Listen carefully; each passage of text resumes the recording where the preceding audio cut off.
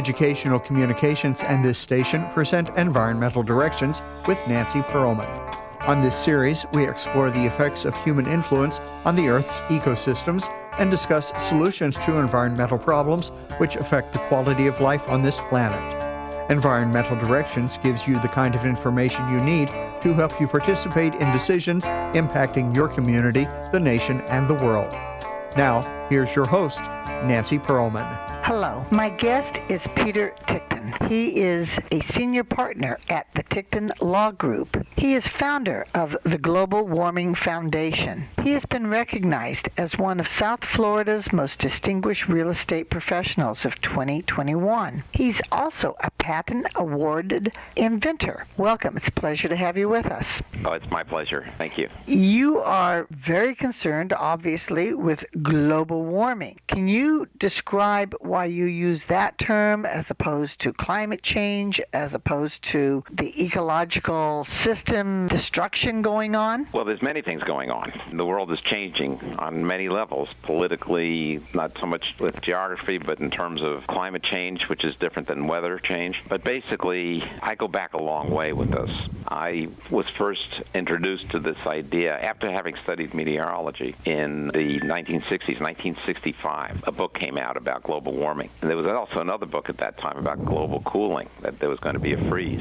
The global warming was what made sense to me, and then I watched over the years. And by the mid-70s, I knew that global warming was real and it was going to happen. Scientists back then recognized this as a major problem and advocated for change and really weren't listened to until now, when people can see that things are happening. Species are becoming extinct, the ocean levels rising, the weather conditions are being massively affected. Right. I've always said that there's two kinds of people in the world. There are those that believe in global warming and those who will believe in global warming. And at this point, there's many more that do. I will say, though, that when I was first aware of this in my 20s, my 30s, my 40s, nobody was on board. People thought I was crazy to even mention it. Now, my old friends from back then, they say that I was proved right, and they say that I was a visionary. And I say, well, that's a little disappointing. Why do you put that in the past tense? If I was a visionary then, why aren't I now? I kind of understood from a scientific point of view at the very beginning. My background is in science. And once you're trained in science, even if I'm practicing law to make money, that still doesn't change things. We do know that the climate has changed. We do know that the Earth has warmed up. So this seems to be getting more serious than ever before. What are some of the effects that you're seeing? You are very concerned about this pandemic's quarantine effect. What is that? If anyone just goes to Google and looks for July 2021 floods, you're going to see that already we've had floods in China, in Sichuan, China, where 11 people died, 25 people are missing. We've had chaos in eastern England. We've had floods in Tucson, Arizona, in Russian cities, Sochi, in North Colombia. And Japan, they've had floods and landslides. New York City got flooded with thunderstorms, and also Elsa played a role there. If you want to look at heat, there have been record heat in Scandinavia,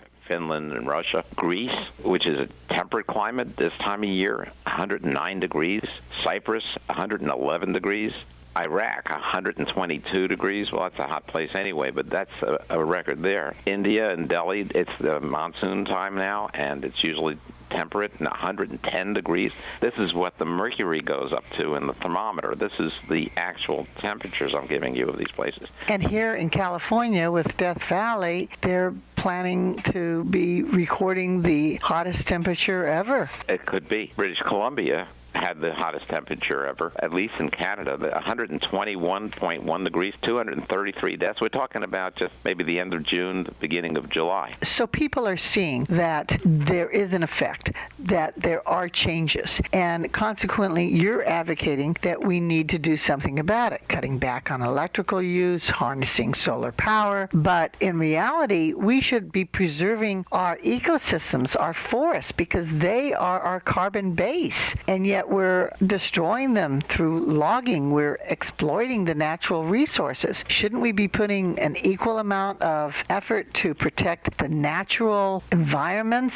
wilderness areas? is, forests. When you know things that I know, it breaks your heart to see what's going on. We all know that the polar bears are threatened, and to some people it's a lot of hokey, and a lot of people think it's real, but you know what? Sooner or later we're going to start seeing the die-off, which is going to happen relatively quickly once the separation of the ice, when the ice is low enough. What we're seeing here with the forest, whether it's the spruce budworm or whether it's the pine beetle or the different kinds of fungi that attack maple trees or whatever it is that's occurring, this is getting to be more and more of a problem. The idea of where we cut trees and lumbering is nearly as much as what we're seeing from all these other effects.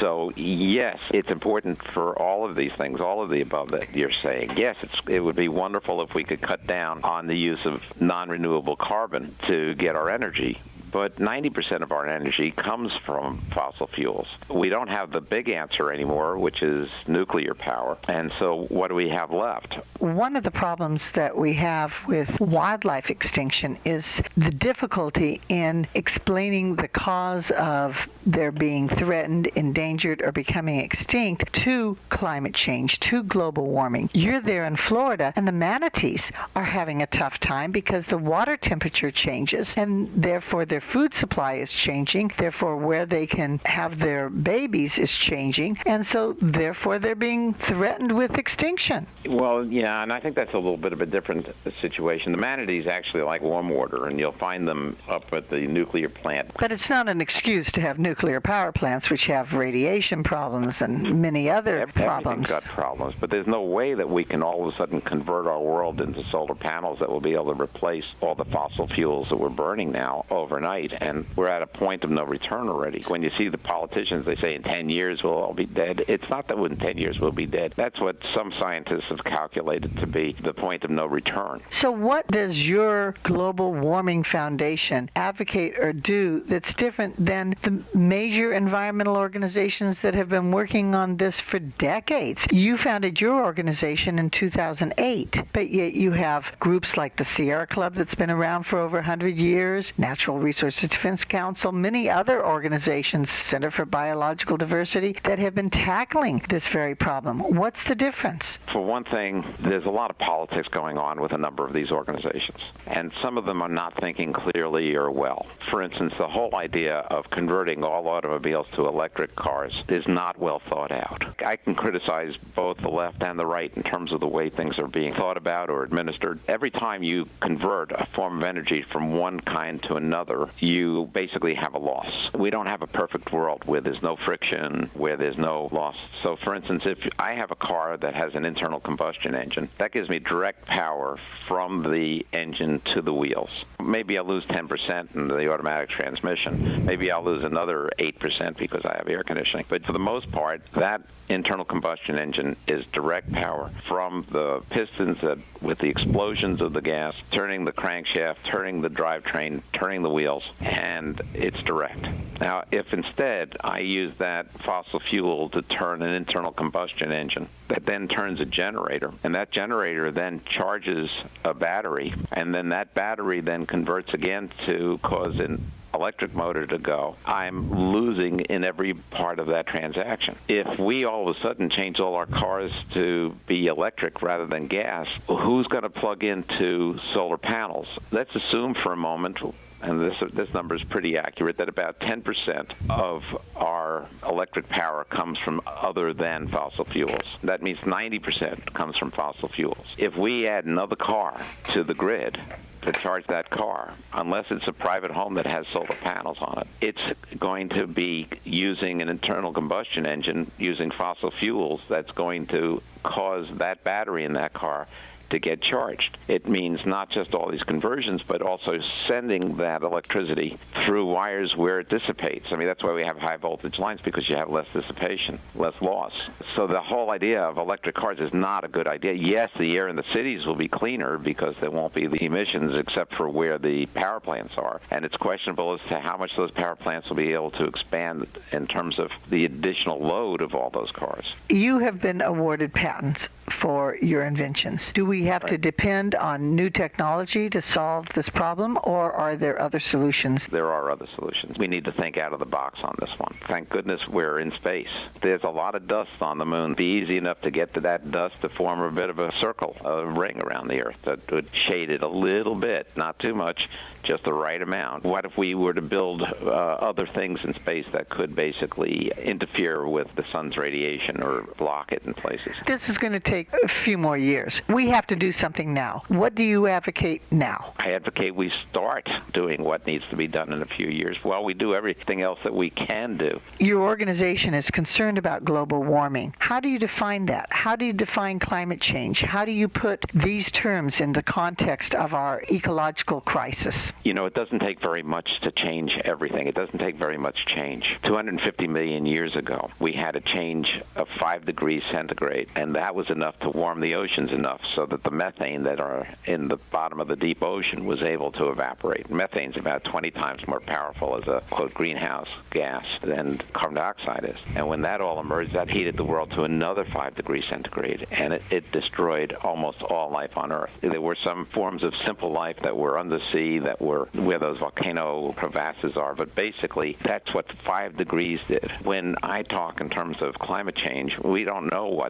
where we're going, but there is so much more carbon dioxide in the atmosphere now than there has ever been. But in terms of what this is going to be, it's enough to threaten every life on this planet. The United States is starting to make some changes to deal with this problem of global warming and the climate changing. The rest of the world seems to have recognized that we need to work in a collaborative way. How do you think the nations should be working together to tackle this problem? There are many nations that are just not. I mean, the lungs of the world, the Amazon forest, for instance, we're letting that go. We're watching it get burned for people to make profits. And so Brazil isn't doing what it needs to do, and that's one of the most important countries. But it doesn't really matter because as we heat, they're not getting the rainfall that they need anyway. And the water table is rising, getting higher and higher every year. So that's ultimately going to become a desert one way or the other. So how do we do this? How do we get together? And how do we make it go? I don't know that it's really possible to really do something meaningful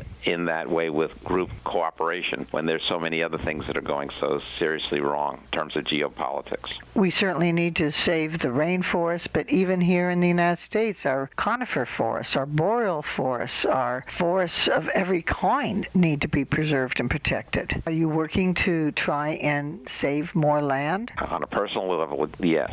But the Global Warming Foundation overall is looking for pragmatic solutions. It needs geoengineering. That's the only way it's going to happen. We need to make a change. We need to move in a transition while we still have the fossil fuels to non-fossil fuels. What else needs to be done? We need to start looking for new technology, just like you're saying. Even if it's going to take some years, if we don't start now and we start it in a few years, it's going to take those years from then. We certainly do need to start doing all that we can. I agree with you very much that it's a serious problem that needs to be addressed now. And I want to thank you so very much for bringing these concerns and issues to our attention. Thank you for being my guest. It's really been my pleasure. We're all in this together. Believe me, this is not going to leave any spot on this planet untouched. Thank you. I have been speaking with Peter Ticktin, who is Senior Partner at the Ticktin Law Group and founder of the Global Warming Foundation. I'm Nancy Pearlman. Thank you very much for joining us, and do tune in again next week.